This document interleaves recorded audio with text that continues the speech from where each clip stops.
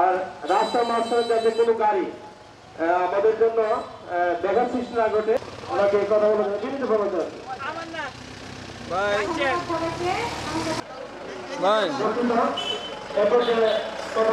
আব্দুল হালিম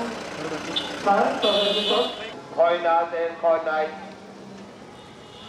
আর প্রাথমিক বিদ্যালয়ে কর্মরত সহকারী শিক্ষকদের 10ম গ্রেডের দাবিতে আজ আমরা মানববন্ধন সেই সরকার পতনের মাধ্যমে আমরা আমাদের এই বৈষম্যহীন দিন বদলের বয়সে হওয়া শিক্ষায় আমার প্রথম চাওয়া।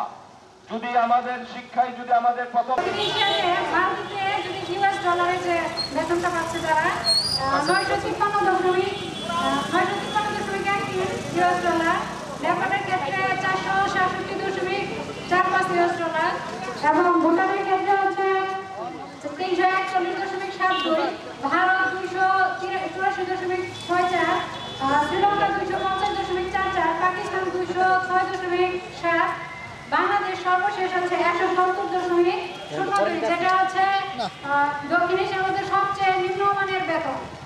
চাই না আমাদের ন্যায্য অধিকার 10ম গ্রেড ছাড়া আমরা অন্য কোনো দাবি আপনারা যত কিছুই আপনারা বলেন না কেন 10ম গ্রেড ছাড়া আমরা এই রাজপথ আমরা ছাড়বো না।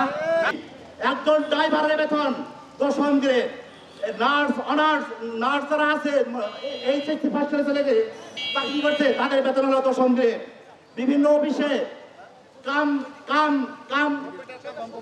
অপারেটর তাদের বেতন হলো 10ম গ্রেড, তারা এইচএসসি পাস মাত্র।